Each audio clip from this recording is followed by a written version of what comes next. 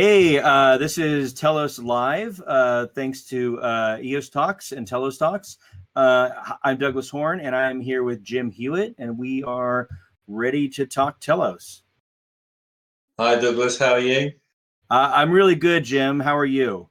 Well, as you know, it's pretty late over here for me, but I'm hanging on in there, Douglas. So if I go quiet, just give me a shout and I'll wake up again. So it's just turned 12:05 here, so in the evening or in the morning, I suppose. I'm not quite sure what time it is. Well, you're doing a good service to humanity by providing someone to make me stop talking once in a while.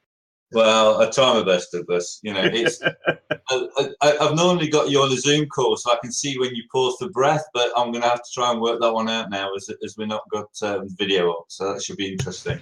It is a little. It's going to be a little different, isn't it? I think we'll do just fine. And as always, we have Power Picks here helping us out with keeping the conversation on track, bringing in slides and visuals to underscore what we're talking about on the live stream, so you don't have to look at our faces, which is much better, and also like bringing in some voices from that we may not see on the channel as questions come in. So thanks everybody for being here and tuning in.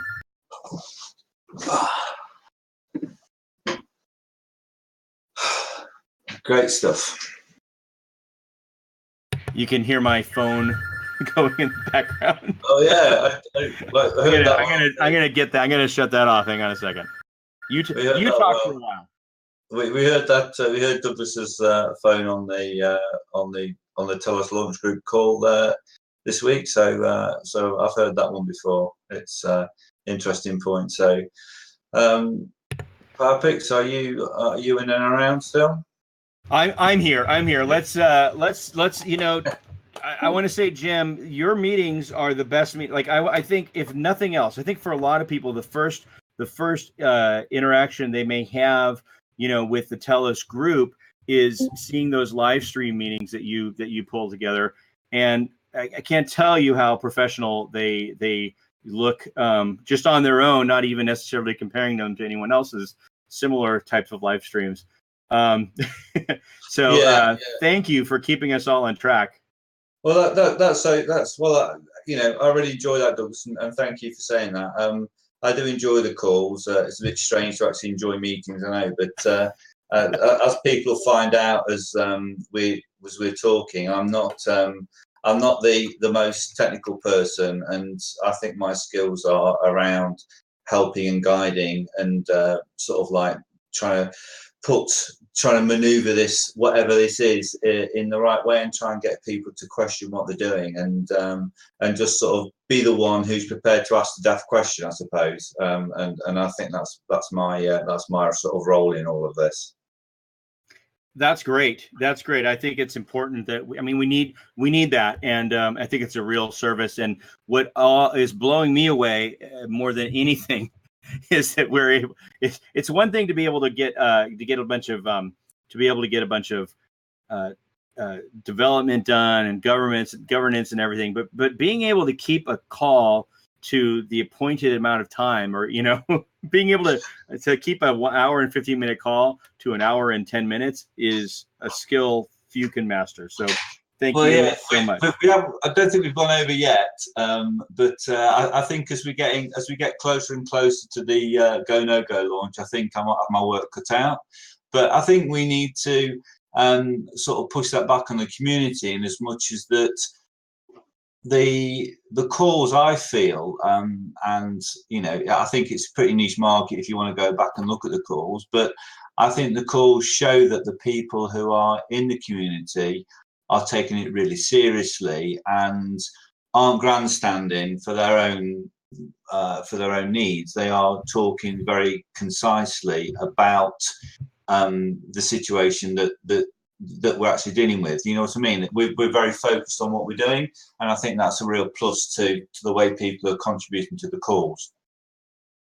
I definitely don't want to get down on anybody, but you know, you and I first met by being involved in, for you know, weeks or months or whatever, it felt like forever in the EOS launch project, right? And leading up to EOS launch.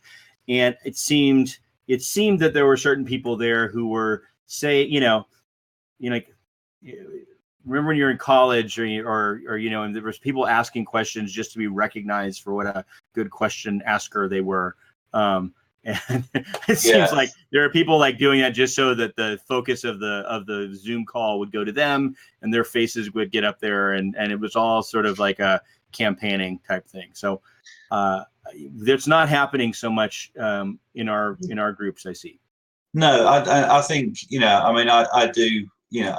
I think the fact that we've actually got somebody who's chairing a meeting, which is myself, which I don't quite know how I stumbled into it, but I did. And the fact that we've got somebody who is prepared to, I have a few little jokes at people, and I love it when Jerry talks, because he can say sort of like 45 minutes worth of stuff in about sort of 15 seconds, and it's and then you come and sort of flesh out what he said a little bit. But people, I'm the inverse of that. I can say 15 seconds worth of stuff in 45 minutes. So. Yeah, I just sort of love, I love the brevity of the way some other people speak. Peter as well. I like. I know. So in today's, in Tuesday's call, it's today to me because I haven't really fallen asleep since then. In Tuesday's call, it's like they talk about these things. There's like this sort of checklist thing, and it's like, oh, roll back. Every one of those things is amazing, these, and we should probably move on to our other thing and talk about that. I do want to say we are fortunate, or I don't know if it's fortunate. Our brevity is aided by the fact that we are primarily doing this in English. That's not intentional. We are certainly reaching out to people all over the world, but at the moment we're able to do this in one language, so we don't have to stop and remember to catch people up and stuff like that. So that is, to be very honest, that is an advantage that we have right now. We may not have forever, and it'll be an interesting challenge to tackle once that changes. So yeah, I do agree with that. We had a call around a governance document, didn't we, or a foundation document, where we sort of put in the notion of a default language. And I was slightly disagree with your word in there. I don't think it's an advantage that we're working in English on the calls. And yeah, it would be, it'll be a big challenge to keep the timing as to they are. If we were working in other languages. And I think that's currently an area that we really need to work on. We do need a bigger representation from Asia and from other parts of the world. And I think that is coming. Yep. Well, and indeed, and I did, I noted at the time that I misspoke. That was not it was poor word choice. It's only an advantage in the fact that it allows meetings to be more more efficient.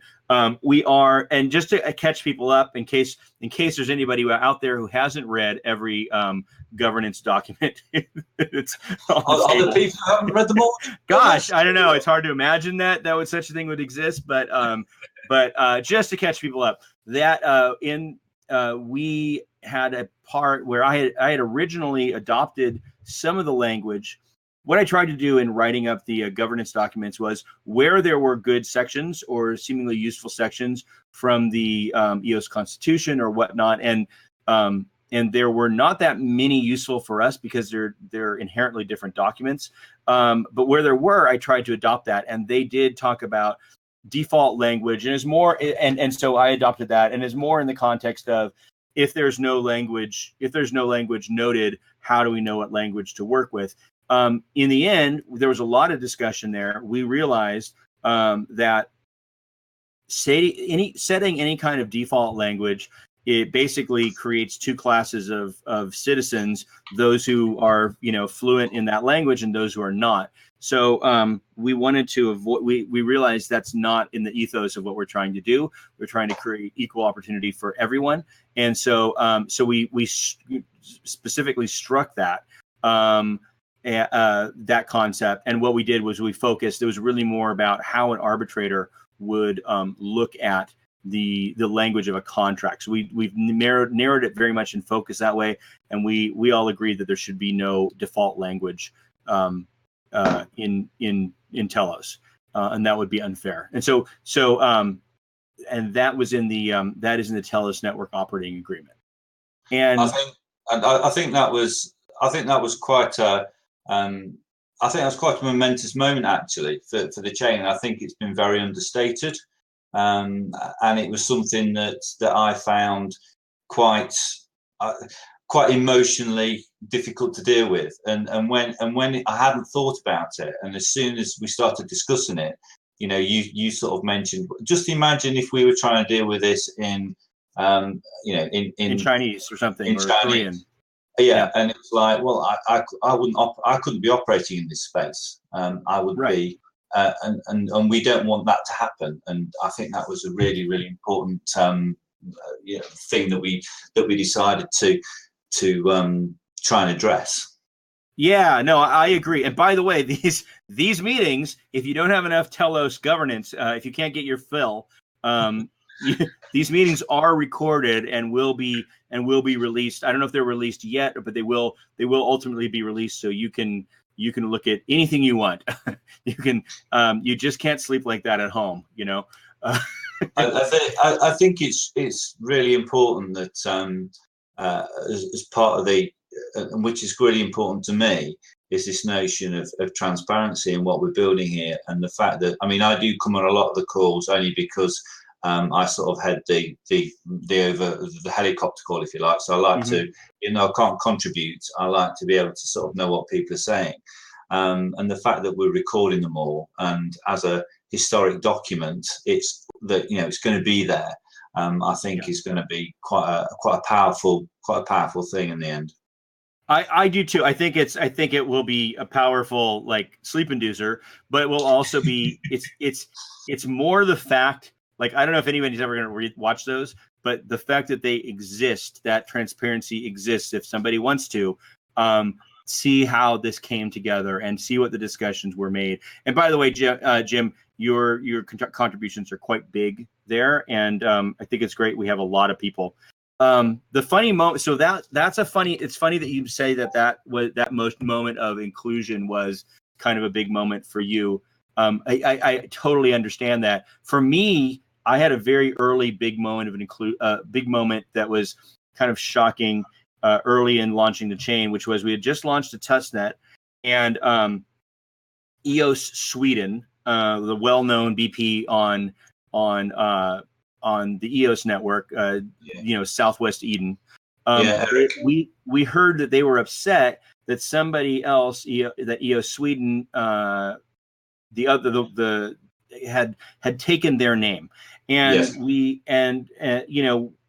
did not want to create a situation like where something like that happened, and so we, at one point I was like, well, we should unregister them or something like that. It's like, and instead we talked about it, and I realized early that would be not immediately though. Like, at first I was like, well, I think let me talk to them, and if they don't do it, if they don't take action, maybe we'll unregister them. And then I realized, fortunately, before I took any action, I realized that would be wrong, right? That would be us taking centralized action against somebody. There had been no rule written yet that they were breaking. And so that led us to, and so we ended up talking with them. They've been great partners. They've contributed a lot. And we found a solution that worked for everybody, including EOS Sweden. And when we discovered from that the real thing at risk was misleading voters in the future about who was who, and that's the thing we're trying. And so we included language in our BP, in our governance for BPs, that mean that our reg producer document, which is huge, that talks about not being able to use a misleading name, right? And so now we were able to not take any centralized action, get everybody to a resolution that they thought was acceptable, whether or not they loved it. but they could live with it, and which is what compromise is.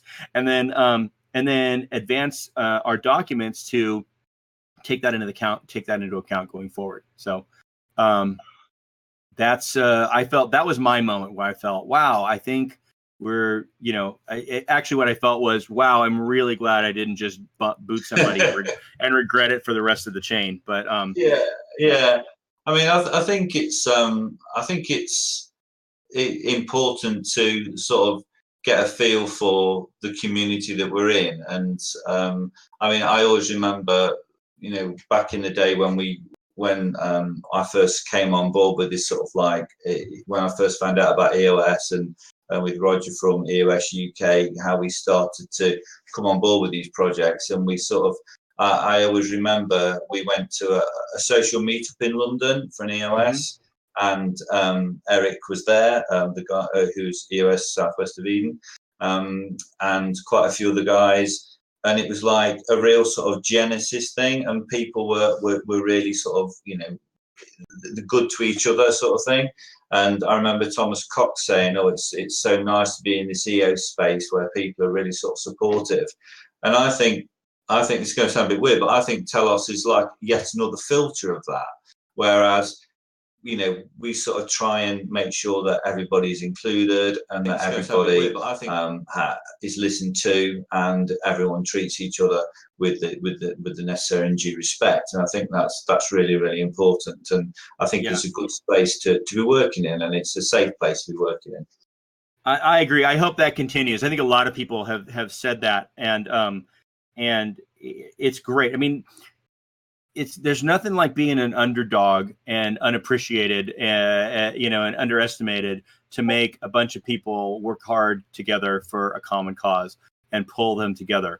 I've been in that. I'm sure we've all been in that situation in our lives where like something is really hard or really horrible. Not that this is horrible, but this is hard. And you feel like you don't know what support you're getting from the outside, but you do know what support you're getting from your compatriots on the inside. And you really deeply appreciate that. And you really feel like, even if you disagree strongly on a few things, in general, you're really trying to make something. And this is actually definitely, I mean, a level up from what I felt coming into EOS.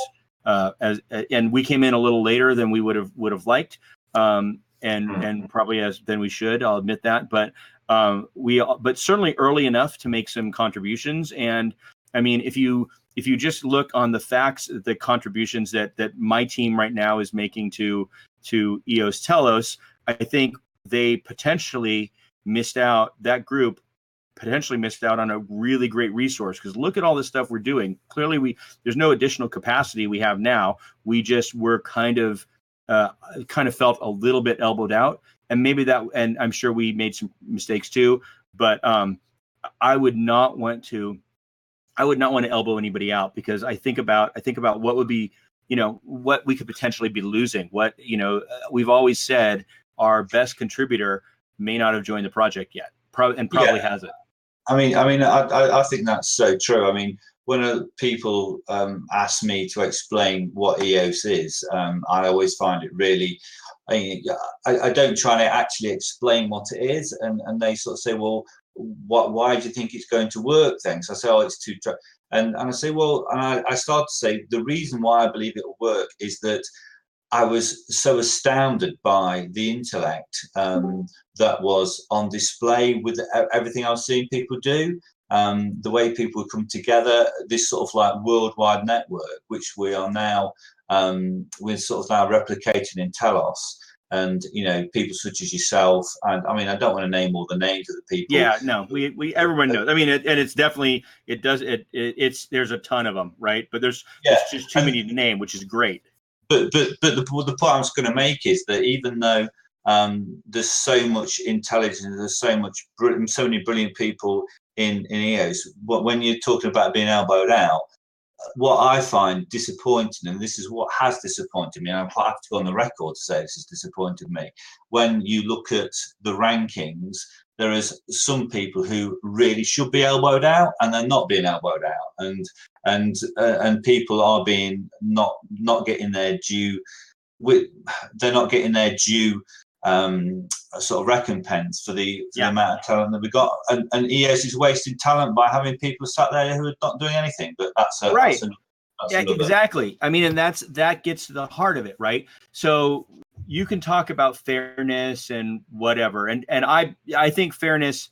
I have mixed feelings on the concept of fairness, right? I like it as a general concept, but I think in things like this, like what really is fair.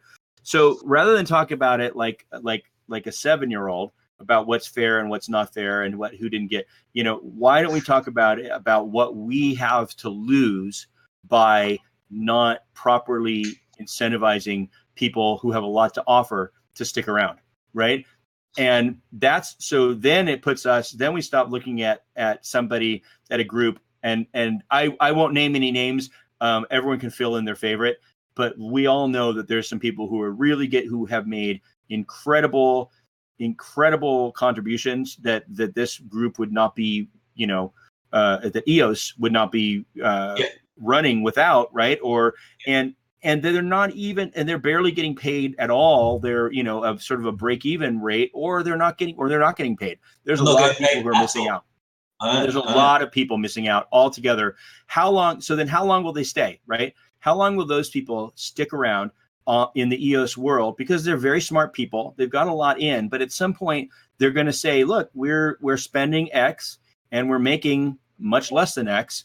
And we can't make it up in volume. Right? I found it difficult because I've been sort of privately to certain people, because part of my job for EOS UK is obviously to try and get the vote out and get us recognised. Well, this is on the air, right? Like literally dozen of people could be listening. Yeah.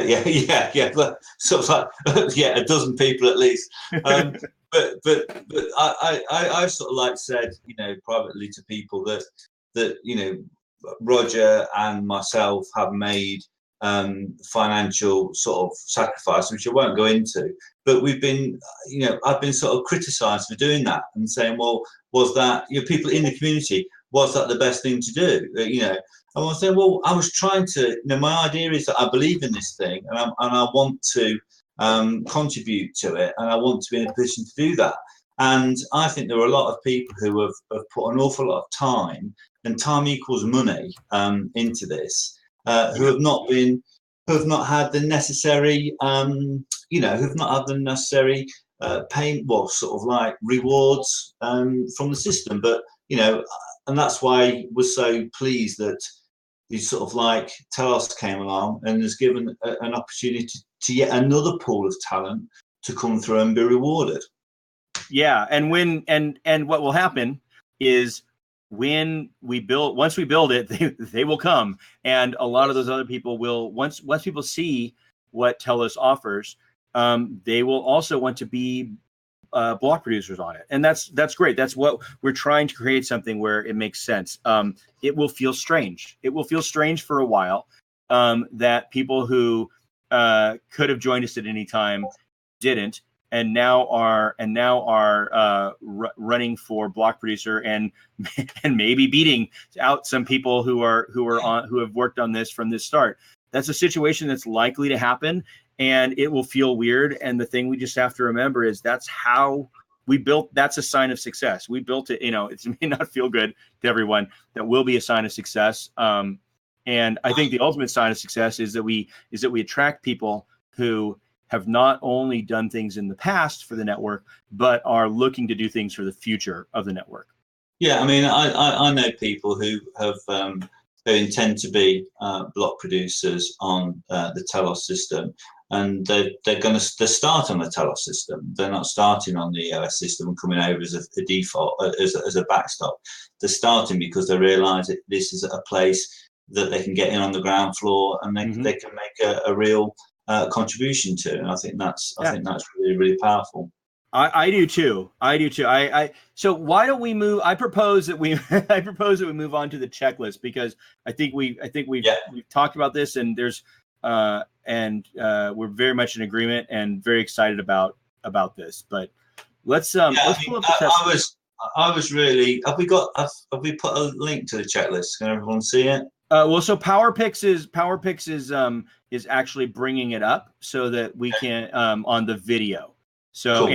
and he's also putting up the link to it's telosfoundation.io/launch. But he puts all that stuff up magically for us. I mean, this is something that I think this was back in the day, one of Roger's brainchilds, and I think it's been James from GovBlock has put this together. It was this notion of a checklist launch rather than a countdown launch. And I think this is something that we've decided that we're doing differently to the EOS countdown, because I think they were slightly hampered because of the coin sale. Having there were so many different countdowns, weren't there, going on all the time? Yeah, exactly. So there were a lot of countdowns. People were used to them. It was, look, you and I were both there, and we were speaking in meetings, and neither of us nobody at that point said really strongly, hey, there's no way that we can't do this because we're missing arbitration and amendment, ratification, and things like that. I mean, there were small voices, but those were never in the fore. And I think that and so I don't want to say they did it wrong and somehow we're because we were there too, right? Yeah, I think we're doing it. I think the idea is that we're doing it differently. And I'm, as you may know, Douglas, I'm an ex-history teacher, so I'm always into learning from the past. Otherwise, what's the point? So I did not know that. Well, yeah, that's my that's my. Were you what level of school were you teaching in high school or college or where? Secondary, as we call it over here. So you're talking sort of 13 to 16-year-olds, that sort of thing, or up to 18. So that's sort of high school type thing. Yeah. So I was a history teacher there. So I'm really into this notion of trying to learn from the past, so you don't try and repeat any mistakes, which is always a good thing, I think. And so you can make new mistakes. Yeah. Let's make some new ones, and then someone else can learn from our mistakes. And I think we're quite good at those. So that's okay. So I mean, I was actually I was in let me get this right, San Francisco at the Tulip Conference during the go no go launch. Right. So you sort of you're in. I was in the room. Ground zero, right? EOS ground zero. Yeah. Yeah, it really was. You were sort of like just in a room with all the VPs tapping away and everyone going for it, and it was all guys from Block 1 was there, Thomas was there, and everybody. And it was, people really wanted it to go, and it was a real feeling that that something momentous was happening, and I think it has, that something momentous did happen, and I think it's really, really good. But the notion of having a checklist, which is what we're doing this time. So because I've got the white paper in front of me, some of your marvelous writing, Douglas. Not my best. Hey, and there's a page that says launching a complete network, and I just think that is so key, because that's what we're doing. Until we've got a complete network, we're not launching. Exactly. We are putting our I mean, hey, I thought the EOS launch was momentous too. I actually got up. If you can imagine what this is like, I woke up my 15-year-old daughter at like 4:30 a.m. to go and sit and watch the call, because I told her that you're going to be there for making history, right? And she's there. She very brave waking up a teenager, Douglas. I know, teenage girl. So, and afterwards she's like that. She's like, how is that history? It's like you'll understand later. Yeah. But give it a few years. Yeah, give it some time. But I think that people are so rabid about getting that out and getting value into it. And it's just, and, you know, and then the countdown becomes the count up and all these things. And I just think it's a very, very different to treat this and say, have we done everything? Do we have everything? I mean, yeah, I think there's so many pieces. I think the problems, I think the EOS mainnet has 3 classes of problems. One is just technical because it's new software, right? And that everyone will have that, and that's unavoidable. And that will get improved over time. One is tokenomics, right?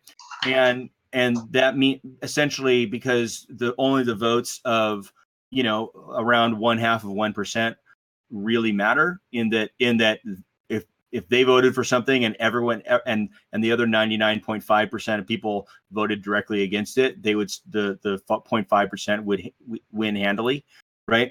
So that's going to be a problem because long-term governance is going to have governance as reflected in code, right? Things like being able to adopt.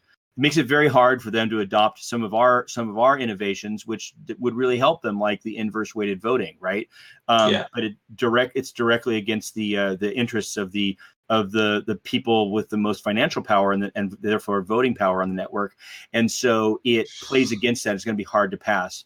But then there's a third class of problems. So, and that just is what it is, and we'll see how that develops. But there's a third class of problems, and that are stemming from nothing except for launching an incomplete network, not having a governed network where key pieces just don't exist. And you know, we were all under that pressure to launch it, and I know why it did. But there's a price that's being paid, and until they get all those pieces and have them working smoothly, the problems are going to persist, and there may also be some long-term downstream from that. You know, like I know that the arbitration is working very hard there. The people who are doing it, and I expect they have the very best of motives, but the very fact that it's you know pushed on people in a centralized way, where the voters have no say, is, you know, reduces its legitimacy, right? And so and I think it will be an ongoing issue for I think they will solve the technical side of that before they shake off the you know, the sort of the bad taste side of it. And so I hope that we can avoid that by launching a really truly working system to the best that we can. Yeah, I mean, I think that's key, and that's clearly what's going to set us apart, in as much as that, because we do need to have you know, our unique selling point, so to speak, for the chain. And I think this notion of it not being hamstrung by what you just outlined is going to be really key. So the more work we do before is what's going to pay dividends further down the line.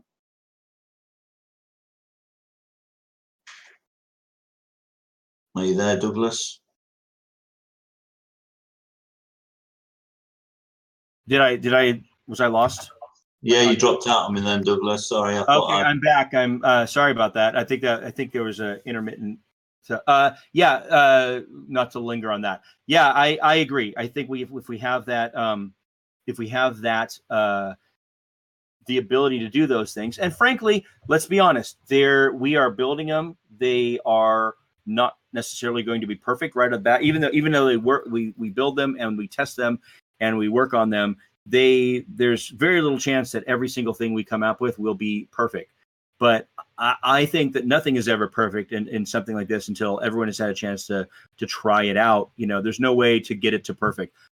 Starting with an admittedly imperfect version of each one of these pieces means that we can more quickly get to that perfect version. So yeah, I think the real balance of what we're doing now is to make sure that if we're looking at the list of the ticks, is that there's no way that we're going to make this perfect, and I don't think it's the intention to launch it as a perfect finished piece, right. And that's not the intention. The intention is to come to a consensus on what is fit for purpose for launch, and that's totally different to what you want to see as a final network, because until you actually get into the thing, you're not gonna be able to iron out all the wrinkles, are you? And I think it's this. I think the community's got to balance both expectation within people who aren't on in the launch group, so to speak, with people who are in the reward section or in the Telegram chat or outside of what we're doing. Right.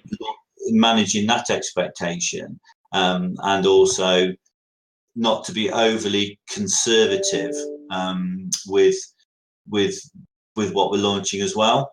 So I think that's a real fine balance that the community's got to juggle.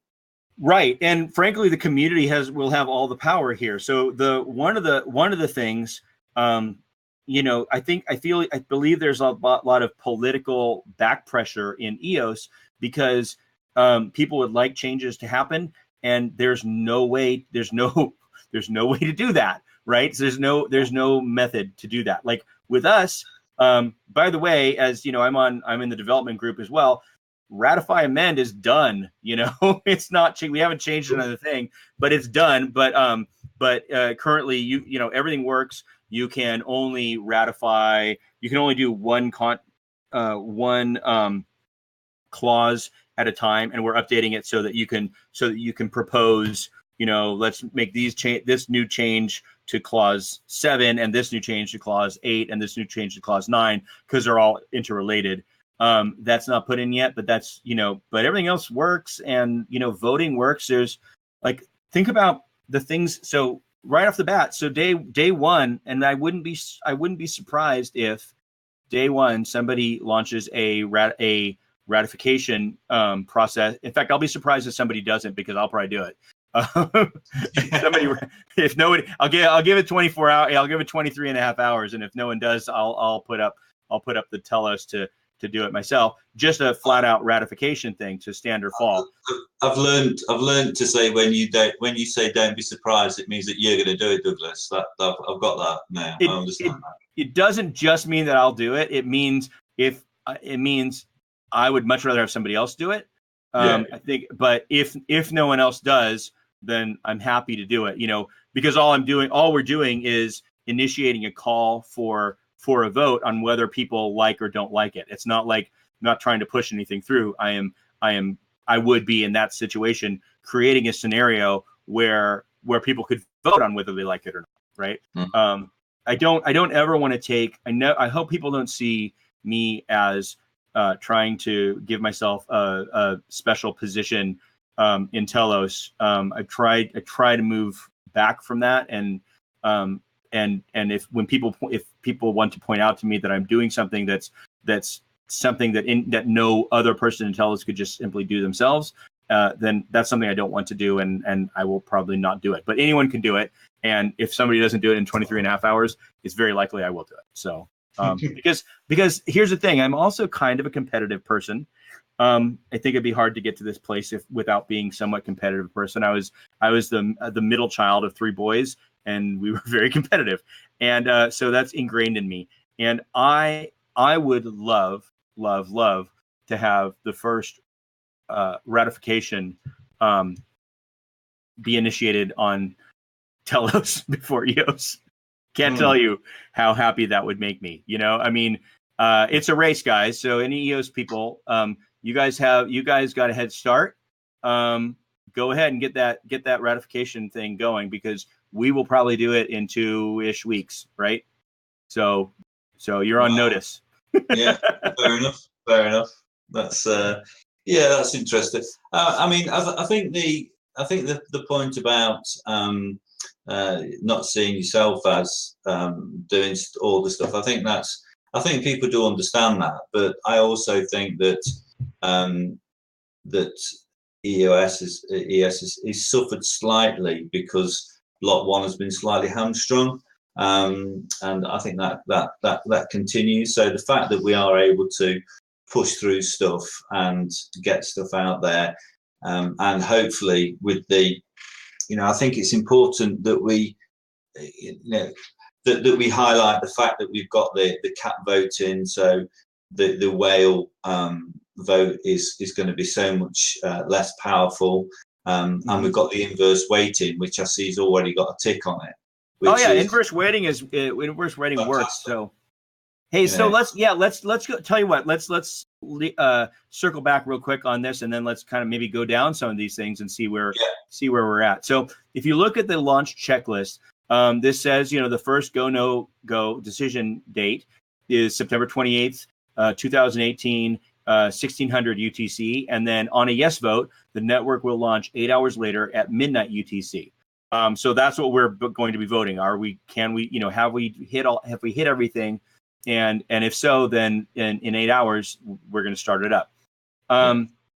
If it could be a 1 minute call. I don't think it will, but it could be a 1 minute call, because basically we're going to look at this checklist and they're all going to be green, or they're not. And if they're all green, then we're launching it. I expect everyone will vote yes, and we'll launch 8 hours later. If they're not, then we vote no, and maybe we say, hey, there's 2 yellow circles here. They need 24 hours more testing. We will quickly assess how long it's going to take to get to green on each of these, and then set a reasonable time for the next decision date, and so that everybody has time, to sort of be aware, and so that everyone in the community can get in, and then we'll call again and repeat that same process, right? If they're all green, then they're all green, and we're going. I mean, I think this page is going to. As more people may or may not know, I manage the agenda for the weekly call, and I'm going to be looking to phase out that agenda and just put this page up, because this page is going to be what everybody is following and what everybody is focusing. The idea is that we will all be focused on this page. I know it's going to have amendments to it, etc., etc. But this is where you'll look first thing in the morning to go down and see what's yellow, what's still white, and this is going to focus our attentions. And I always remember, I think it was a couple of calls ago, Jerry from Blind Block just said, well, it won't be a vote, will it? If it's green, we'll go. If it's not, then we won't. So he sort of cut things classic short. Jerry style. yeah. But I will sort of just tamper that slightly, in as much as that, how we set these things to green, we need to make sure they're tested, etc., etc., etc. But we're not striving for the perfect law. Yeah, no, that's totally fair, right? I mean, we're not robots. This is not. It's definitely not being done by smart contract. We are, because then we'd have to write that smart contract.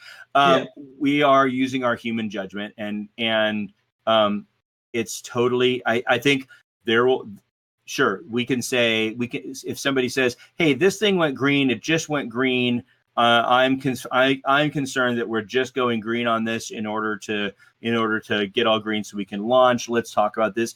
That would be a very, if that situation shows up, that would be a very legitimate conversation to have. I would completely support that. So but I'm like you. I mean, I write the weekly reports, and we've been talking about, like, I think all the weekly reports from now on are going to primarily, the primary focus is what went from in progress to functional and testing, and what went from in testing to completed and tested. Yeah. And I think that's the key thing, because you go down these, the fact that we've got inverse weighting, completely tested, BP rewards, receiving, etc. is complete. And I know that you are hoping to go green with 1 or 2 other things tomorrow, and so this is going to change, and it's just the fact that we've got 3 in progress on the governance side of things already. I think is a really, and we people may or may not know that we do have 3 governance calls a week, so we are putting the hours in on those documents. Oh yeah, and those go almost to 2 hours each until everybody sort of collapses in a pool. But it's a good process, and the funny thing is, so we took the approach, for those who don't know, instead of the EOS approach where there's a constitution and there's a small, like they have a constitution and it's great and there's all these principles, right? These broad principles, but no one could ever go from that constitution to running the network. It's like a book of poetry, and then you're trying to use that to figure out how to change your carburetor. It's not we need more of a car maintenance manual and less of a book of sonnets, right? I don't mean to minimize it too much. It's a bit of a joke, but it's true with our governance. So nothing is, they don't really, nothing is really, very few things are defined and, and clearly set up on what is a block producer, what is this. And we take the alternate view and approach, which is extremely boring. It turns out when you define everything and when you say what each thing can and can't do, and when you say what the penalties for doing something that you're not allowed to do are, and then when you say what the enforcement mechanism for enforcing the penalties for the things you can't do, when you do all those things, it gets super long and boring. And the upshot is you can read it and you can know exactly where it's going to go. But the not so great part is it's really boring and it's just boring. Nobody cares anymore. Right? No, it is, but it's sort of, it is real legwork. And I actually bizarrely really enjoy those calls, and the fact that the way that we worked on the initial document is that if most people might have guessed that Douglas wrote the first draft and then we went through it, but it was Mark from, I think it's Vancouver. Mark Cohen from EOS Van. Yeah, he sort of said, well, I don't want to do this line by line. I want to first make sure that we understand the intent of every section. And we went right down and we wrote the intent of every section first, and then went back and wrote the words that meant that you couldn't change the intent of the section. You were just highlighting what that intent was. And that was a great piece of work. And it was a great way of working. The fact that we between us, and this is the thing that I get so excited about, although my daughter thinks I'm mad, but I just get so excited about is that I'm on a call talking to people halfway across the world, and loads of different locations. We've got Barcelona, we've got everybody from all over, and we're working on this one document that we can work so laser focus, where you're not allowed to talk about the words, but you can only talk about the intent. And that really excites me. It makes me really I just find that fascinating. And there's a whole project. It is absolutely fascinating what we're actually trying to achieve here.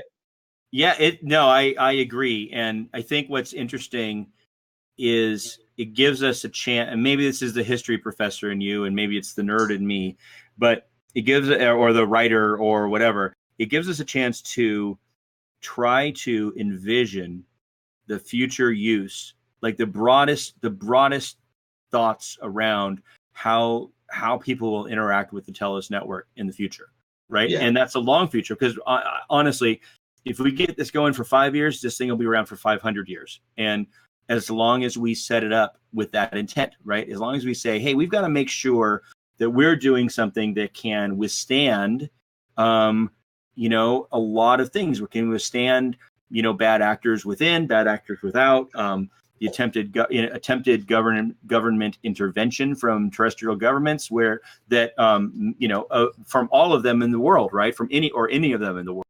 And how do we be responsible, world citizens, but also recognize that, there are certain governments that, if the Syrian government, let's say, were to try to get information about a bunch of refugees that's stored on a TELOS DApp, which, by the way, that would be a great TELOS DApp, right? If they want to pressure somebody to do it, we've got to have mechanisms in place to protect everybody else. Because what the problem is once you allow a government, you mainly you go, oh yeah, well, we should be responsible to governments, and it's like, well, yeah, but we should probably be responsible to responsible governments. But we need to protect us from, there's like 173 governments, and what concept, and in the future there's going to be, we don't know where that's going to go. How do we be good citizens, but also protect people from bad governments that want access or want values changed? So we get to envision a lot of things, both now and in the future.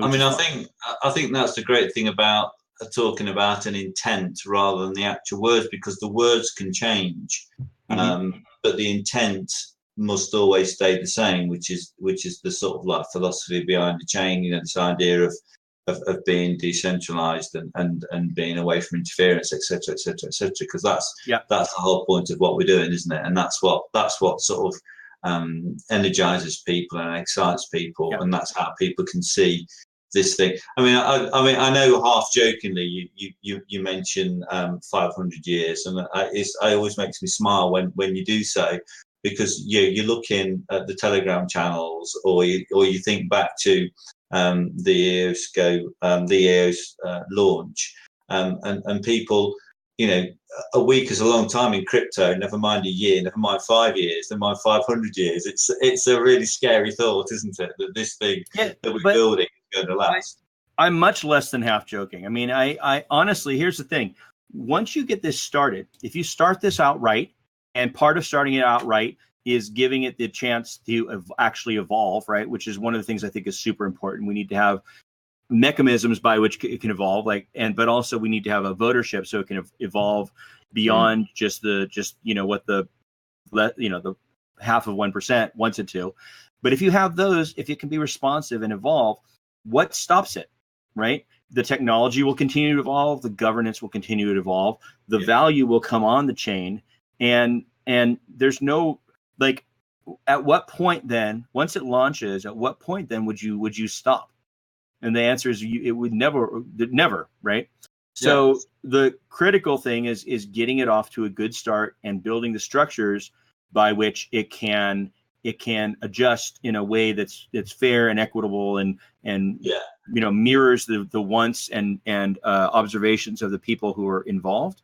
And then as long as we keep people always able to be involved, there's nothing stopping it. And what I'm excited about is for some people in the world who are going to be able to interact with this, the Telos governance may be the first fair form of governance, inclusive form of governance that they've ever been allowed to participate in.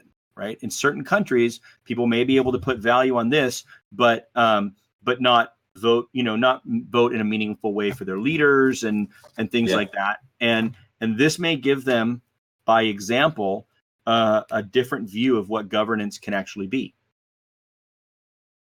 Yes, so I think it'll go for 500 years. I don't see if it goes 5 years. I don't mean to be I don't mean to be joking. I mean to be prodding people's expectations and the way they think about it. Yes, the reason I didn't mean that you were. I know. What I meant was it's so.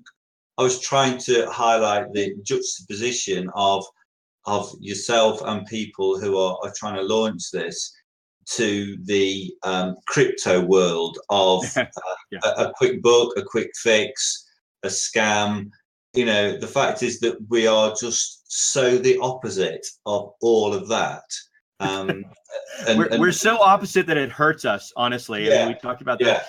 We're right now, it would be so much easier. We could be on, if we had some fund of that had been filled by ICO dollars, we could get on, 5, 6, 7 exchanges, no problem. Because all they want, or 12 or 20, all they want is the money. There are those out there that, they want to make sure your stuff's going to work, but mostly they want the money. Not any of the good ones, of course, not any of the ones we're talking to, but they do. We have been approached by people.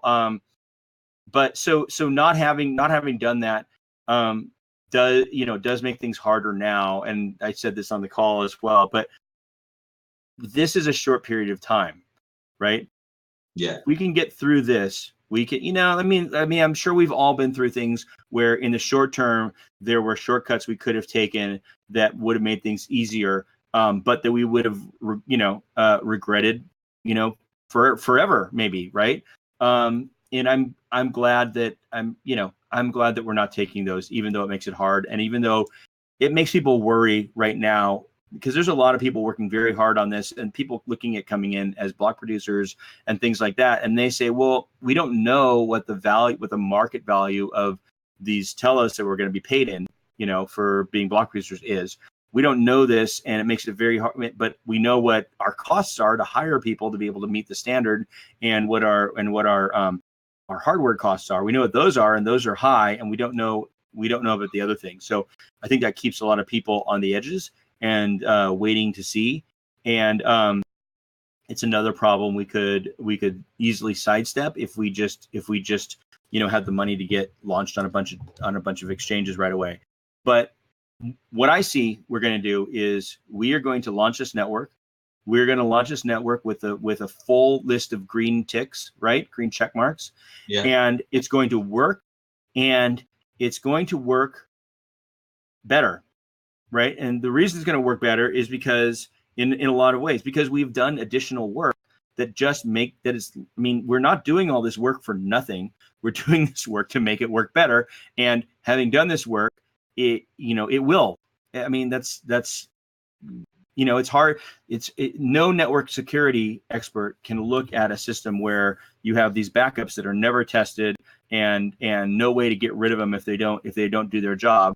Compare that to a system like ours that has both those things, and not pronounce ours to be the more secure approach over the long term, right? Yeah. Maybe not in the day to day, but month to month and year to year, in meaningful ways, that's going to be true. And the fact that everyone can have a voice is going to be important. The fact that people can ratify and amend and bring their contracts, or bring their governance documents into line with what the network needs and what they want it to reflect in their values, that matters, right? I honestly think people have punted on that and have given up on a lot of that ever happening. Like, I don't know. Yeah. I don't want to speak for anybody, but I think we can give them a chance to do that. Yeah, I mean, I think there's, I think the beauty of Telos is that, I think the capping and the invoker weighted system does mean that community leaders or community activists are going to be able to have a big say in and actually change things and actually have a voice. And I'm not saying that, I'm still working hard in the EOS community. I still want EOS to work, etc., etc. It's not. Yeah, same. I don't see it as one against another. I see it as we're doing this as a, it's something that can work side by side. It's something that can, there's going to be more than one. Yeah. For sure. Yeah, I mean, they're going to come, and they're frankly, we've in our development, we're accepting that, and we're like saying, like, people are going to launch new ones from the Telos chain because so much of the work is done. Let's empower them to do that. Yeah, I agree. It's not I don't mean it to be like it's a competition. Some people call American government the American experiment. And I think that this, in the similar way, this is like the Telos experiment, right? And EOS is an experiment.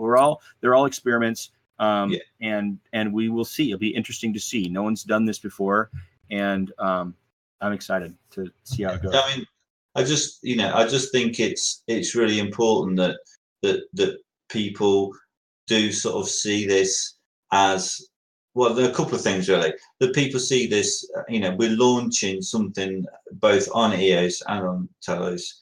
These things are so new, and we're really sort of like stepping into the unknown, so to speak. But I also think that the people who are doing the work in Telos really do need to get rewarded for what they're doing, and I'm sure that we've got those mechanisms to work that out. And I get a little bit sort of when people start. I remember you had a phrase that it's not a spectator sport.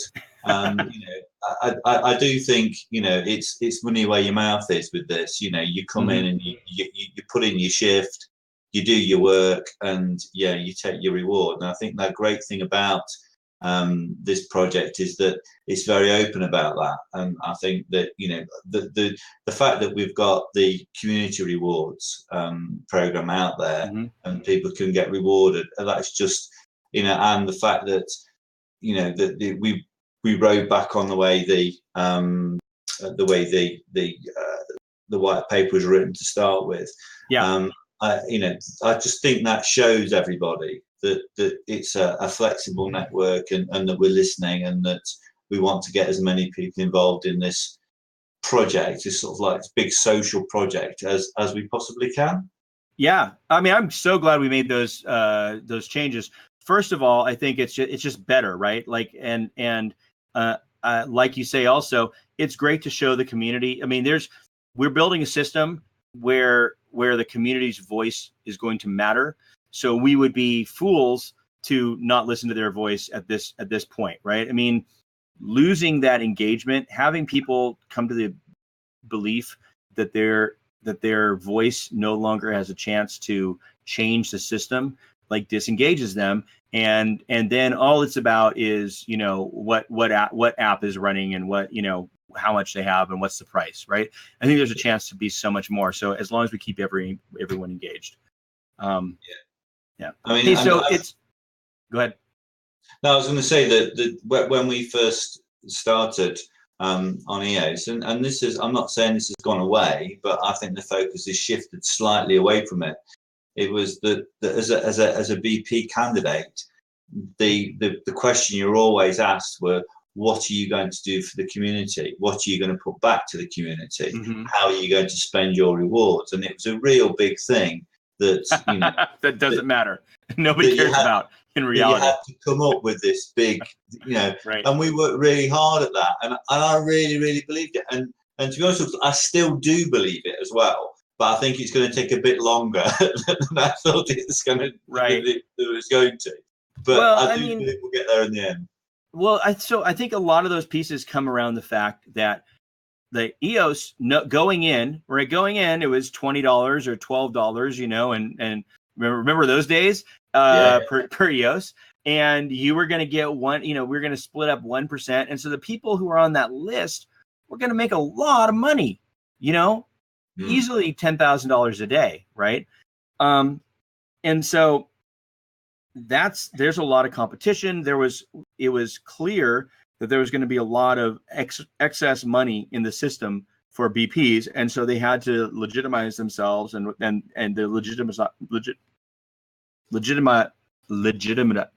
Wow, they had to legitimize their getting so much by spending it on the community and everything. And I'm not saying that's not legitimate. I think that makes a lot of sense. But it's a product of the fact that there was just so much extra money at the top of that. In Telos, whereas the only thing they actually really have to do is make sure the network runs efficiently and make their few technical decisions that they do to enable that to happen. That's the real job. Everything else is gravy, right? Yeah. In Telos, like the what people are going to make as BPs is very, very thin, and in fact, we have no idea what it's going to be until there's some kind of market price, right? But partly because the initial supply of Telos is so much lower than the initial supply of EOS, which is great. It's even less, and also the real true initial supply is not where we expect the token supply to be in maybe 6 months.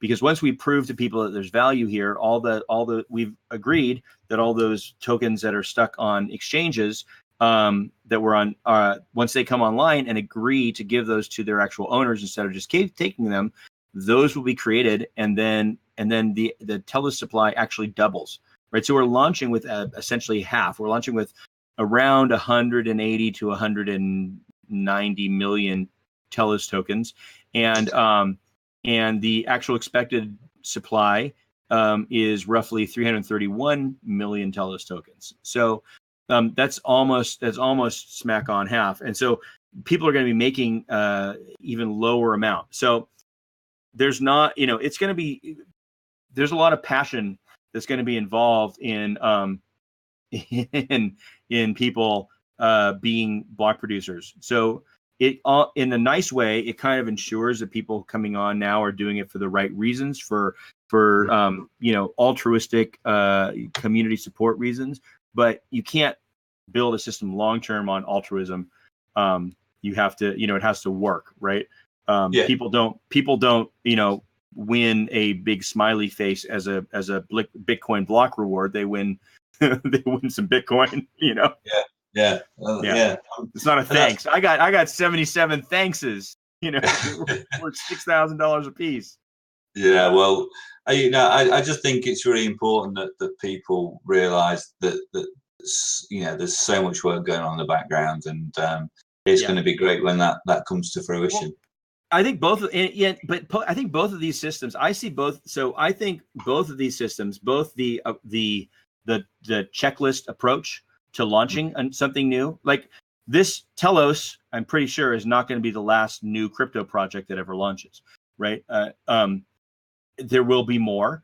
And I think my hope is that people say, wow, this checklist thing really turned out great for those guys. That is kind of the right way to not build crazy fanatical expectation towards a date of a launch, but instead keep it measured, let people know where you are, engage people to know, why isn't this done? Let's read some of the articles that are linked to this so that we can understand this. And why is refactor unit tests never quite done? And because it will never be done until the moment, some of these things aren't going to be done until 10 hours before launch, right? So just because of their very nature, right? So this system, I hope, becomes adopted widely, and at the same time, I hope that the worker proposal slices system, which is based initially on BitShares, but with some new, we've brought in. It's a sort of a 2.0 version of the slices model. We've brought in a lot of compensation experts. We've had a lot of thoughts around this. EOS Detroit, Rob at EOS Detroit has built an actual app, which probably will be on chain at some point. I mean, I think that thing can be the model for either similar blockchains that come forward, or even like big, large scale projects within the worker proposal system. Like I would be more likely to vote for a large scale project that said that they were gonna, that committed to using the on chain shares approach than I would be one that didn't have a plan like that. Yeah, I mean it's the idea of the slicing pie application and the work that Rob's done on there is Detroit have worked so well on that. I know it's something that they've amended from in-house, but nevertheless, it's a really powerful bit of work, and I think that's going to serve as well. Hats off to BitShares for that.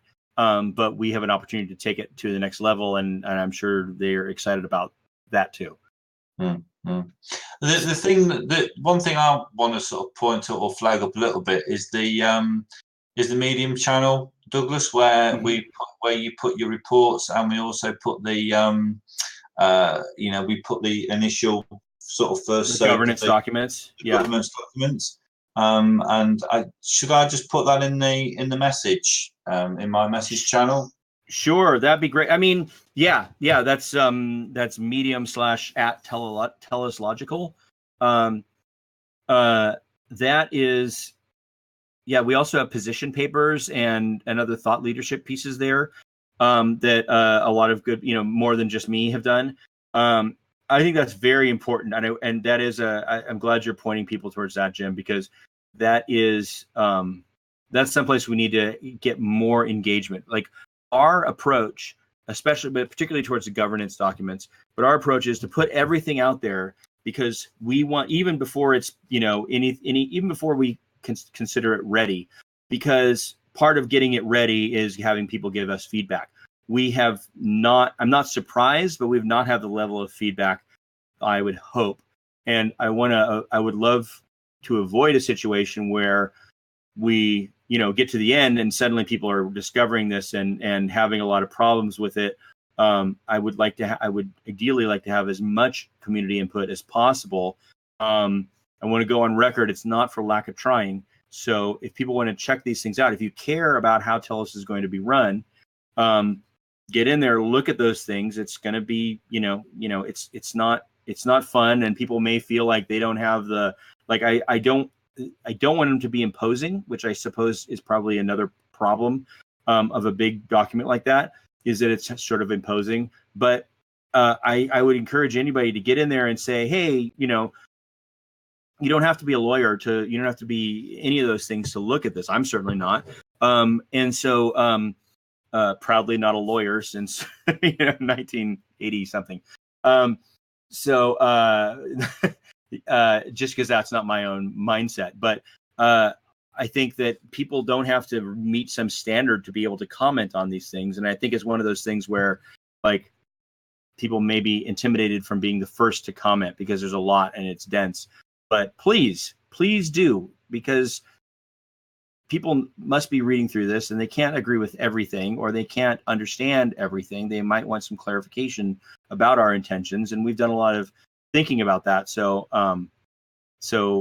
they should ask. My hope, once I get all these things done and we're a little further along, my hope is to write sort of an annotated version of each one of these documents where like we talk about what does this mean, like in a little bit more plain language, and why did we decide to do that, while it's fresh in my head from all our good conversations.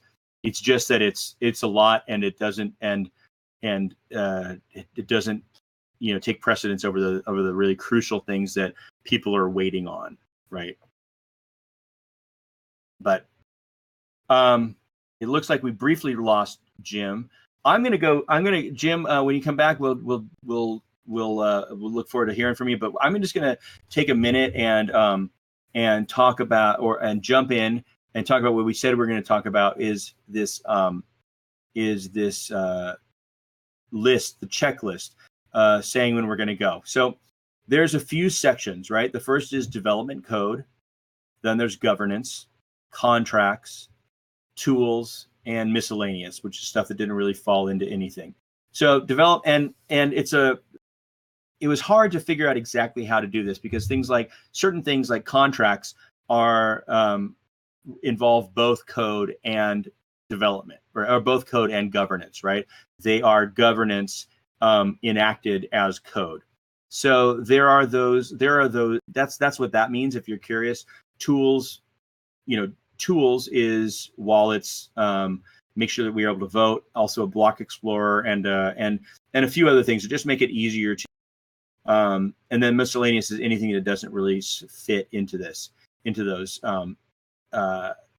above things. So development code is going great. We have there is, if you look at it right now, the version we have up, there should be a lot more filled in yellow circles, and some of these things are extremely close to the green check mark. For example, removal of non-producing BPs.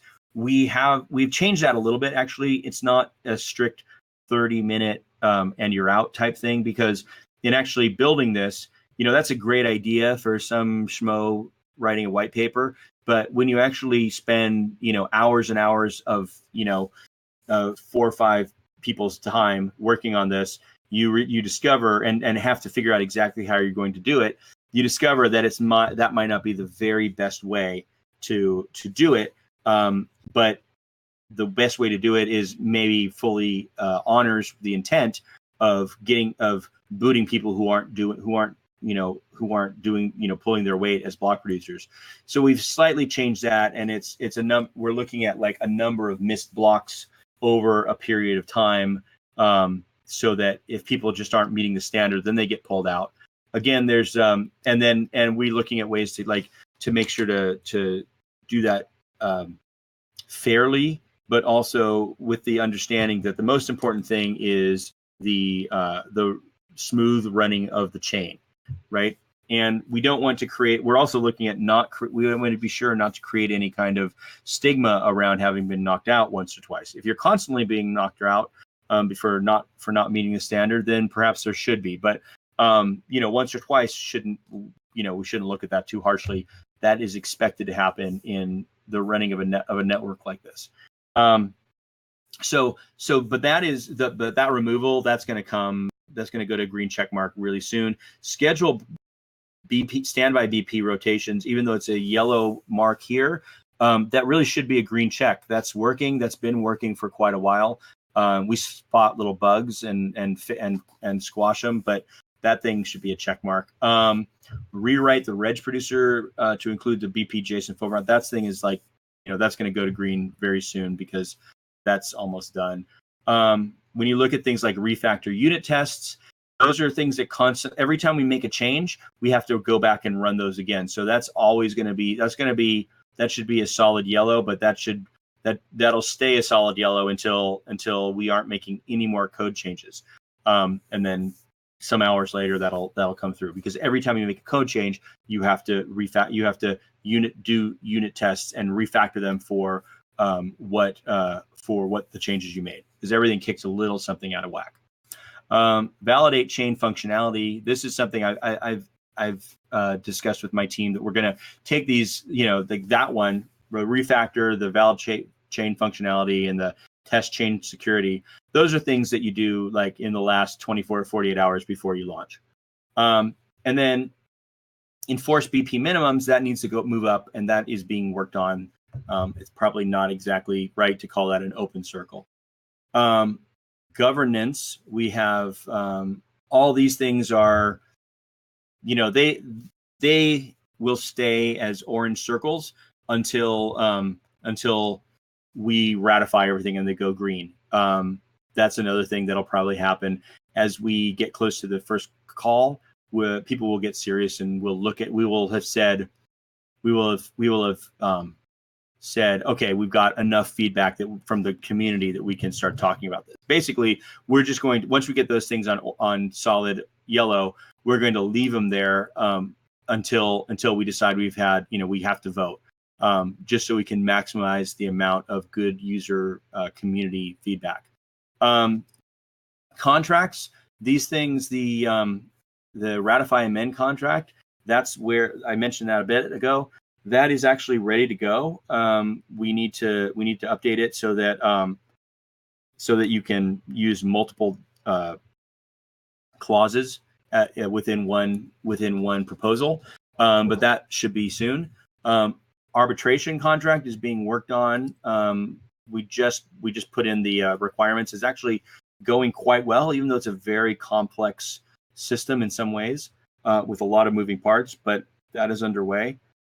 The worker proposal contract should be yellow or almost green now. I would expect that to go green, within the next week. And BP adjudication contract, that's probably correctly listed. Tools, the wallet app, we have Squirrel, which Marlon Williams from EOS Miami has done amazing work on, and that is really right now probably the best solid wallet out there, right? That you can actually download. Like Squirrel is great; it has multi-chain, but they're being very careful about making sure that they are getting their code checked and validated, which is what we will be doing also. But right now, Squirrel, which is based on Graymass EOS Voter, has multi-chain. It has additional things for our tip 5 style standard tokens. There's a lot of great stuff that's happening there, and that is all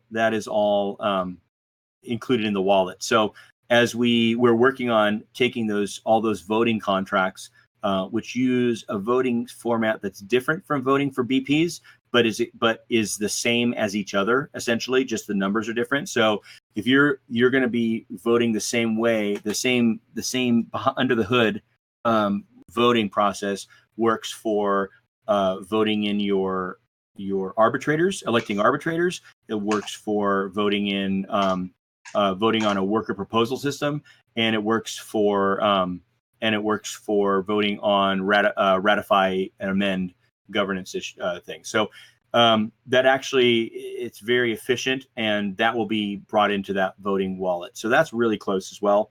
And then the Block Explorer, we have Block Explorers we're doing an official one, but we have already some other unofficial Block Explorers that are already pointing at the Telos testnet. And if we decided to, if that's one of those things where we could make that a green right now, and then we'd have a conversation about whether we it's legitimately green or not, and whether having a couple of Block Explorers existing elsewhere count, or if it has to be on our own system. But regardless, I'm back, by the way, Douglas. Welcome back. I don't know if you were able to hear, Jim. I was vamping a little bit, but I really just powering through the list, and I've gotten all the way down to tools and miscellaneous. So cool. So I almost said, "Oh, I didn't notice you were gone." Thanks for that. Well, the joke's on me, right? I have of talking for a while. So no, you keep going. Okay, so yeah, because I know we want to wrap it up. It's almost been an hour and a half. So under miscellaneous, we have include snapshot accounts and validate those. That means we're going to take all the EOS snapshot that's capped, and we're gonna inject that in, and we're gonna build an injection file for that for all the rewards and Telos Foundation set asides, and then that'll be a separate snapshot that gets added on top of it, and then also another snapshot that is going to look at all the keys that people had lost or had compromised and need to get changed, which is also something that's going to be on that portal, by the way, is going to be on the site tomorrow or the next day, certainly by Friday. So I guess the next day is Friday. They all blend together for me. So that is also going to be an additional snapshot. And so validating all those is just going to be making sure that yes, those changes got made correctly, and yes, they are reflected on the blockchain as they should be. And that's just that's just a process that takes time. And we want to make sure it ever gets recorded, but that's stuff that can't happen till the end. Community reward system, that's a green check mark, that's going. The Telos Foundation system actually probably should be at a solid yellow right now. We got our documents telling how that's going to work. We need to create the voting tokens, and we want to make sure we have somebody on board we should maybe split out the whole RAM piece. We're looking for an ideal candidate. If anybody out there wants to do this would be great. Somebody who is willing, who has some kind of strong background in economics and possibly trading, and who can help us work up the idea. We have some ideas for how this will work, but what the published guidance price should be. And essentially, it should be some kind of metric saying this is the amount of day-to-day active use on the network. This is the amount of RAM currently available, and this is the rate at which they're each accelerating, and figure out. And so over the next 2 months, given these, should be the price. This should be the good median price that RAM should kind of be at naturally, except for speculation. So that's what we're trying to set. And that one should be a solid yellow now as well, I think, Douglas. I think we should split it out. I think that should be that's what I was saying. I think the Telos Foundation system should be, but the piece about having an actual mechanism by which that person who's going to do that needs to happen. And I think it's probably better just to split those out so you get a little more granular about that. But we are looking for that person. That person has to be somebody who's willing to be paid, who's be a smart trader, who agrees not to trade anything on the Telos system, so that they remain legitimate. So, So that will be a hard person to find, but we are sure that person is out there in the world, and we're looking. The verified CAP Genesis snapshot, that's good. At least 40 BP candidates have successfully participated in test launches. We're close. I think we have about 32 or more right now. That's good, isn't it? Yeah, that's good at this stage. Yeah. I think we'll be in good shape. Launching 40. So the launching AVPs agreed upon.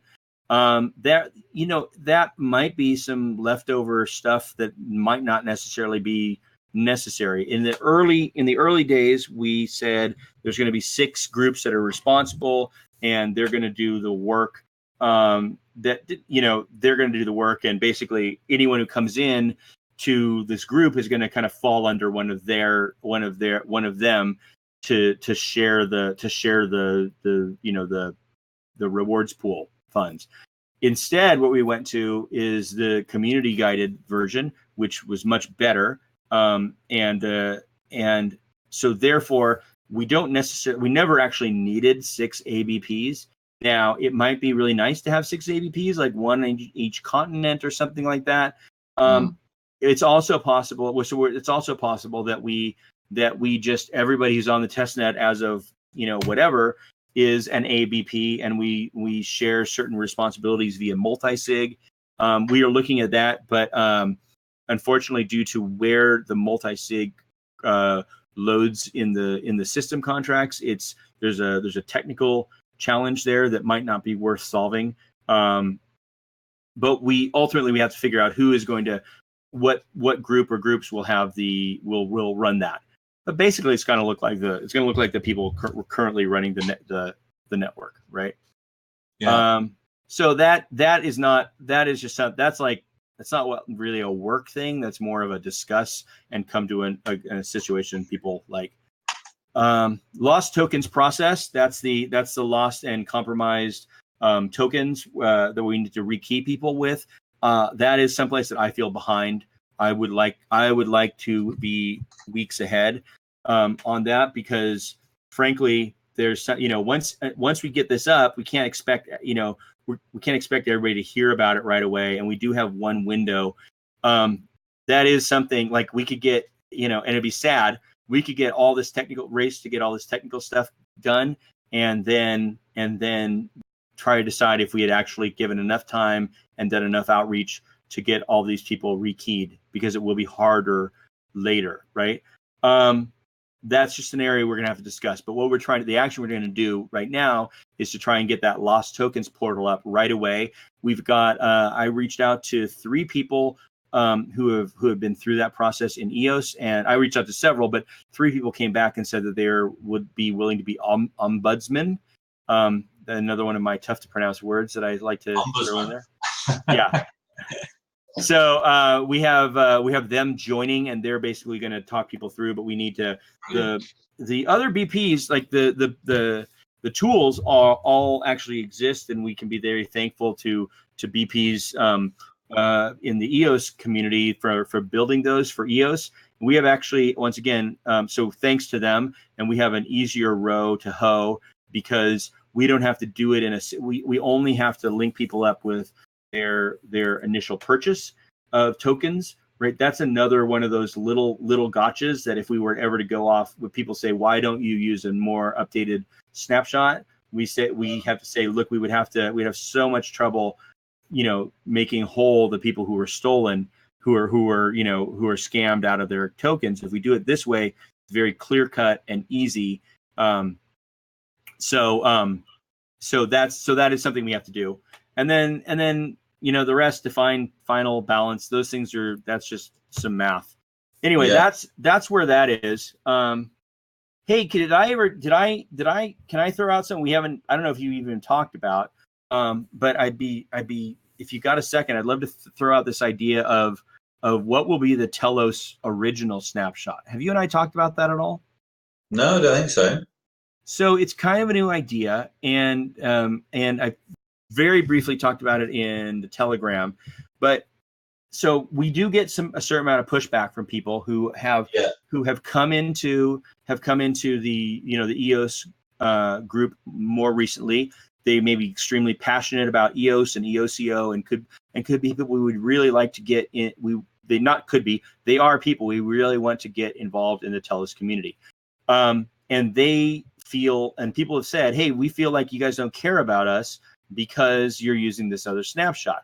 And yeah, I've seen that in the chat, and yeah. So my response is, I understand. There's all these reasons we have to use it.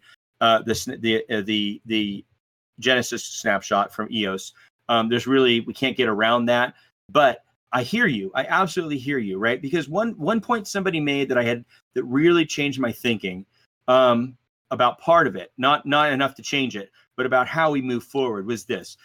Somebody said, look, if you use the EOS snapshot, Genesis snapshot, and then you come out with your Genesis snapshot, which is essentially just a slightly altered version of that, then people who are getting involved now have why would they get involved now? And they are just left out, right? And you're just maintaining that. And I have to say that was a very persuasive argument to me. And so it made me think about something which we have not really discussed at all, but I'm just kind of like testing people's thoughts around this. It makes me think, once we get on board, we can launch and we could use it. We could then make a snapshot that had, that was a little tiny bit different. I mean, they'd be capped, which anyone could do themselves from the EOS thing, from the EOS snapshot. We would have corrected lost and compromised keys, which is real work that people, wouldn't want to have to redo. That's a real difference. Other than that, though, it's basically the same snapshot, right? So what's the value of creating that? And then, and at the same time, we look at people who are making contributions. Certainly, like whether or not you want to include the TELOS Founders Rewards contributions in that, or the TELOS Foundation, there are people who are going to make contributions in the community rewards pool who should certainly be included in that snapshot. That's one of the reasons we have it, right? And then also people who are coming on to the network, right?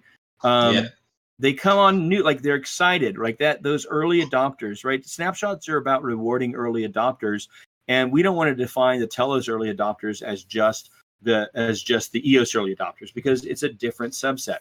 So what he said made a lot of sense to me, and I thought, how can we honor and encourage people to get involved and say, because a lot what's going to have the effect. What's important about this is airdrops are going to be based on this snapshot. If we provide a snapshot, we call it the original snapshot. Then when airdrops come on, they can create any snapshot they want, but the most easy thing for them to do is to use this one, right? So it struck me that if we want to reward people, and here's the last piece. There's going to be people who are on this snapshot who are either don't want anything to who were on the EOS snapshot, who either clearly don't want anything to do with TELOS at all, and that's fine, and they won't opt in, and eventually, they will opt in, or eventually, time will pass and their resources will be reclaimed, because there is currently a 1-year time frame within which people need to agree that they want to be part of TELOS or not. Yeah. And if not, then they need to go away. And in a year, when that time runs out, the block producers at the time it'll be up to them to extend it if they want. But if at some point people need to engage, right? Because they need to sign our rules. They all need to play by the same rules as everyone else if they want to use it. We're giving people at least a year. So, but I think there's a lot of people who are, people have been very clear throughout this that they want nothing to do with it. And we certainly aren't going to force anybody to be part of it. But then why would we capture them on a snapshot, right? And then also other people are going to sign up and then they may just sign up and then go sell all their tokens and not, want to have enough to do with TELOS to get their tokens, but not care enough but they just want it for monetary reasons, not for being part of it. All of that is fine, right? Every part of that is fine, but it would be great if we had a snapshot that airdrops in the future reward that incorporates all the people who worked all the community rewards people, all the dust accounts that we are planning to bring back, who kind of some think unfairly were left off the EOS snapshot just because they didn't have quite enough EOS. Sometimes it was by 0.1, right? We want to bring those accounts back as a fairness thing. So those people, the rekeyed people, but also people who have taken the time to opt in and maybe create new accounts and buy new tokens, right? So so I think it might be really good to set a time frame, maybe a month from activation, in which we do this original snapshot, which would be effectively our Genesis snapshot, and people will have had plenty of time to come in, to opt in, to buy or sell or whatever, and what that does is it doesn't perpetuate this sort of group of people who missed out on EOS and therefore eternally miss out every time someone uses the Genesis snapshot. So it's just something I'm thinking about, but I'm curious what people think about that. I mean, I think that's I think the idea that we're thinking about it. I mean, if someone just put in the chat, I can't pronounce that one. It's one of those long names. This notion. I mean, again, it's a really sort of clever idea. I mean, whether we would work it, but it's the idea of you could actually bring people on with any tokens that are left over from the rewards program for anyone's who bought EOS since the snapshot. So that's, there's sort of like there's different clever ways that we can think about doing things, isn't there? And I think absolutely. But people can also I want to put out a call to everyone, especially if you stuck around this long, then you care about Telos. And if you care about Telos and you're not already with us working in the founders group, which by the way is an open group and anyone can join, and still people join almost every single day. And there's lots of jobs to do where you could be part of that, and you could be a founder if that's a title that means anything to anyone. But you could also just get involved with the community rewards pool, because frankly, people have a chance to earn not only a lot of Telos, but they can also, people in that pool are under the current proposal are also available to earn Telos Foundation voting tokens, right? These both we want to make these as open as possible to anyone. All you have to do to get these things is work really hard like the rest of us and care. And there's no other consideration. So we want to get you involved. If you're still here, then you clearly care about it. You should be working on one of those groups, and then you should be therefore walking away with a nice chunk of Telos. But to MS Cavs fan question, that's interesting. I couldn't answer. The question is, if you're not on original EOS Genesis, but you own EOS now, could it be possible if people want Telos, they apply for a match of Telos based on the tokens left over from the rewards program? They could get a 1-for-1 or less. I would say, I don't know. That's interesting. We can discuss it. But why not just get right on that reward? You'll make it simple and just get on that rewards program. There's lots to be earned there. And also people can buy it. Like, it lets people buy them, right? So if people sell out, there will be buyers for every one of those sellers, and those people just buy it and get it back on the chain and be part of this original snapshot. I hope people like it. I mean, I think it's great. I think from what I read on Telegram, it was the people that were sort of getting a little bit annoyed was the people who weren't on the original EOS snapshot, but have picked it up and run with it since, and they felt that they didn't want to be disenfranchised by the Telos airdrop, the Telos launch, because they came on since the. But I also understand there's two sides to that, isn't there? I also understand, we've got to reward the original Genesis snapshot, and I completely understand all the politics behind that and the reasons behind that. So the fact that we can think about some other ways and means is again showing our flexibility and our ability to sort of move quickly. To listen and include. Yeah. So Yeah, there's places where we talked about why we have to do that. Any snapshot we pick would leave off some people who probably deserve to be on it, right? So it's gonna be unfair to somebody, and that saddens all of us. But we have to do something, and so from a buffet of only partly unfair options, we have to pick the least unfair and the most functional for the network. But I think that, let's face it, early on, it's going to be easy to acquire Telos at a fire sale price, right? I look at this. I look at gosh, I wish I had it in front of me. What the name of I look at the site that shows how many actual transactions per and maybe PowerPix knows it. I can't talk and find it at the same time. Sorry. So there's a site that has that shows like what networks are actually using how many transactions per second are going through, and the leaders are, not surprisingly, it's Blocktivity, EOS, BitShares, Steemit, right? Yeah. And then Ethereum and Bitcoin are much smaller, right? So here's the interesting thing. With even just we have the same backbone, we have the same ability to run things. I think it's very likely that some of the things like EOS bets, I would be shocked if EOS bets doesn't set up Telos bets, because people just want something to do with their tokens, right? For sure, that's going to happen, isn't it? Well, if not, somebody's going to do it. But and I don't know, if we're going to have a situation where Telos Twitter is going to come up. I don't know, but people will come to these, and with even the utilization is not actually that high on the EOS mainnet, and still it's pushing more transactions than anybody else.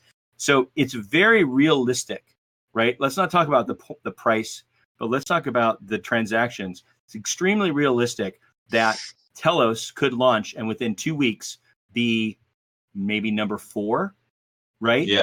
Behind. If we launch and it works, and Telos is the number 4 blockchain of all blockchains in terms of transactions per second, which is not hard to imagine. I think that smart people will have to, look at the fact that we are, that there's value there, right? And so I personally I don't like to talk about price, although I recognize that it's important to others. But I think that once people see that we are running that kind of transaction per second numbers and running a functional chain that is actually so much less expensive to deploy on than EOS, right? Just partly because of how we're handling RAM, but also partly because the tokens are just going to be much cheaper in the beginning, and each one's going to reflect 3 or 4 times the network power of an EOS token. I gotta knowing arbitrageurs as in the system, I gotta believe that people are going to want to have some skin in the game of Telos, and that price is not going to stay long under those scenarios. So there's a window for people to get in, and I hate talking about price, but I think but that's more about tokenomics. It's well, that was tokenomics, not price. There was a video that came out talking about price, and I don't get it. I don't get why people talk about price, because it's not. People like talking about price. You and I like talking about, like some of us like talking. I like talking about the code. I like talking about you and I like talking about the governance. We can all interact with this in our own way. But there are people for whom the price is the key, and they will. And I guarantee you, those people will also show up because it's a brand new blockchain. Even if people are just saying, hey, look, even if they just do this thing has a 5% chance of being half as good, it's a 10% chance of being half as good as EOS, right? But the price is way under 5% of EOS, or whatever that math comes out to, whatever the pot stakes, come out to. There are people who are just going to run that and say, and want some skin in the game. That's just how crypto works, Yeah, I think that's right. We have a couple quick questions. So, Peer Mike said, how do we sign up for this founders program? And so, and he also mentioned that blocktivity.info. Thank you, Mike. Blocktivity.info is the site I was talking about. So maybe we can go on there and look at that and look really quickly on that at that chart. It's pretty interesting.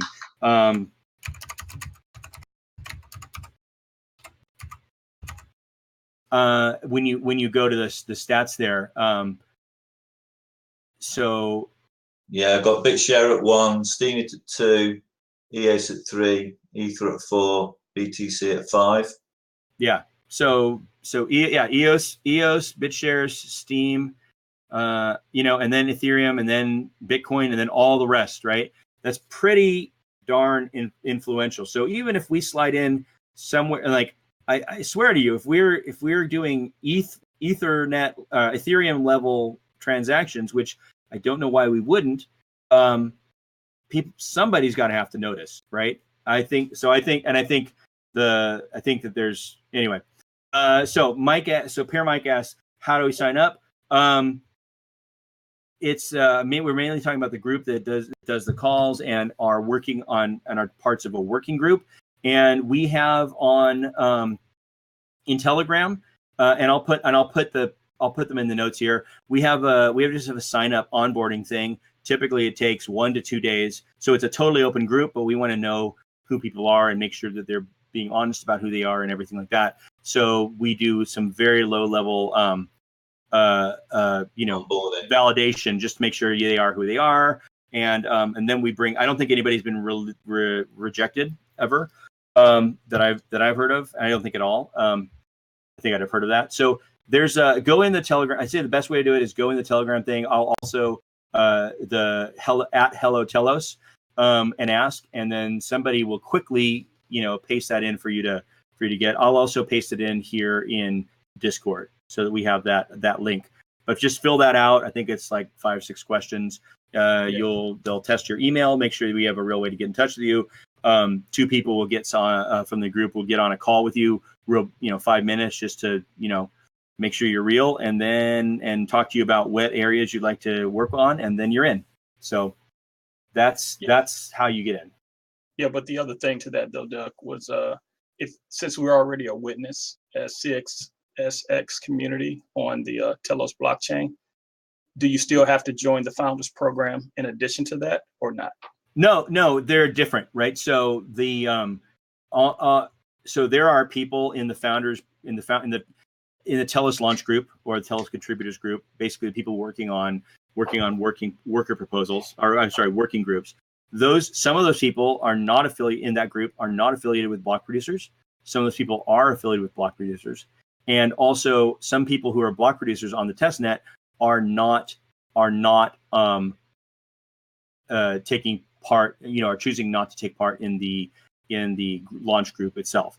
And all those situations are fine. If you are on the test, now you guys have been on the testnet. I was surprised because I actually thought you were, because the CSX community logo is on our page. I think you guys are. So if you're not,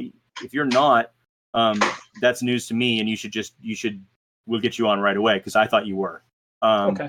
But, no, yeah, I don't think I applied for it specifically, but one of our other members, Trenton or Dwayne, may have applied for it. But I do know that somebody reached out to me early on, and they got us added to the front page with our logo and stuff on there. So that's why I was surprised. I would say if you want to be on there, it's very simple. Just have the guys who are all. This is a special case, but if your group is already basically approved and they're just adding group members, I don't think you have to go through. I think that's just a add additional group members type thing. Okay. So just talk to them and have them just post an onboarding in the Slack that they want to add you, and I think that's a done deal. Cool. Thank you. Like it is for everyone, frankly. I mean, no one's been turned down. It's an open group. I hope we make it that way. There might be reasons to maybe not turn somebody down, but if somebody gets let in and turns out to be somebody who's just disruptive and not making real contributions, they might be asked to leave.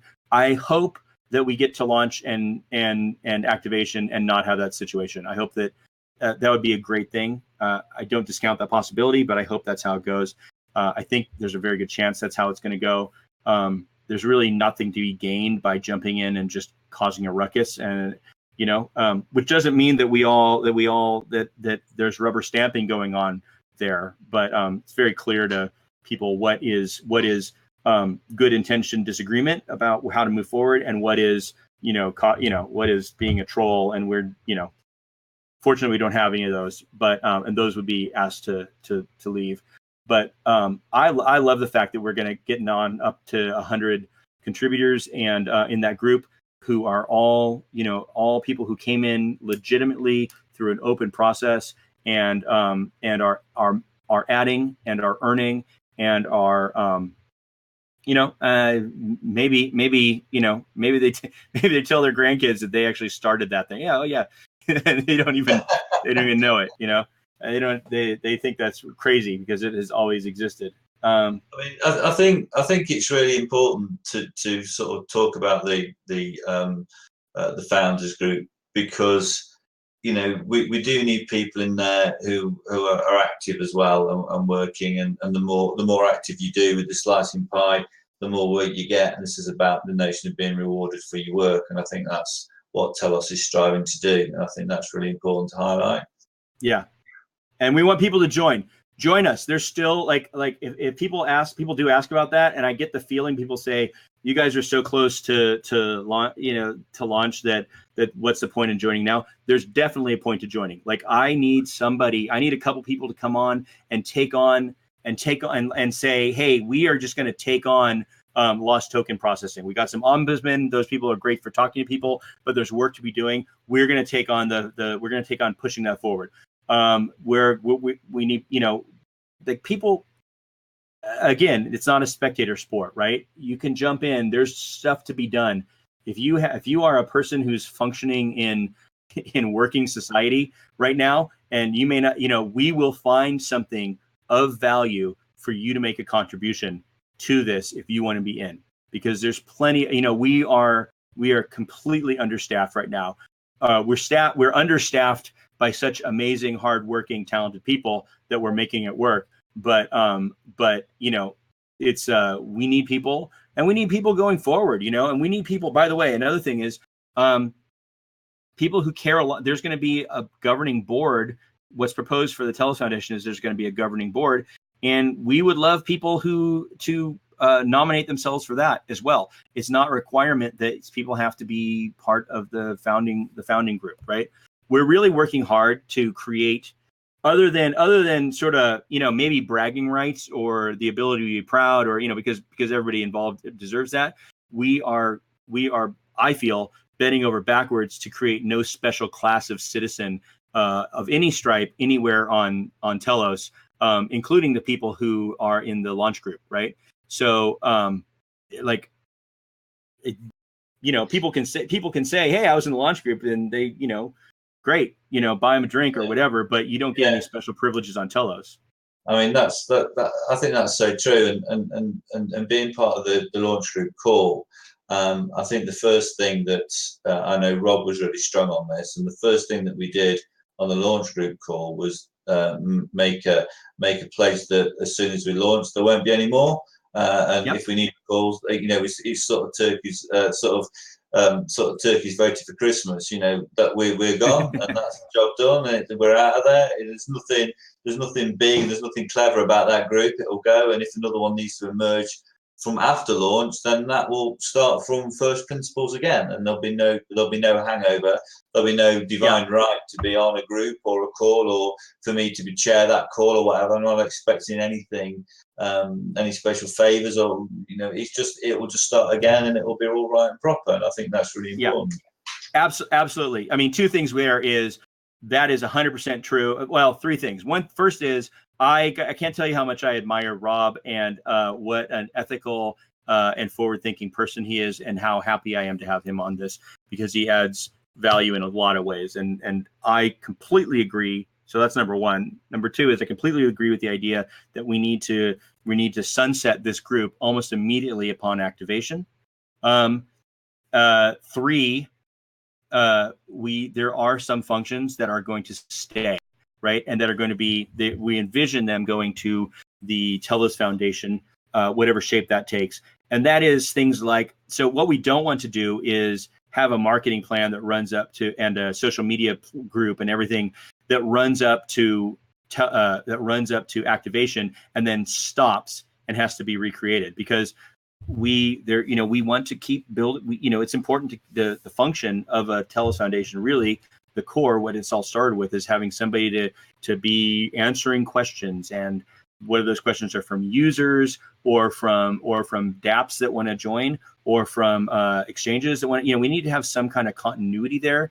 So not every single thing will disappear, because that would be, but it'll change a little bit. Mainly the marketing functions, social media functions, the efforts to document the code and things like that, and also EOS code, and write some tutorials and materials that'll help DApp developers get on board quickly, and some tutorials and some templates and things like that. Ongoing development, which will probably become run by the work proposal system, but for a little while, there's probably, while the first bugs come out, it's probably going to be very useful to have that exist a little bit. But what it won't be is a group of people. It's the same group of people who are saying, here's what we're going to do this week. That needs to be a new group that emerges. There will be a lot of crossover from the old group, right? Because we're not all going to just stop caring about it.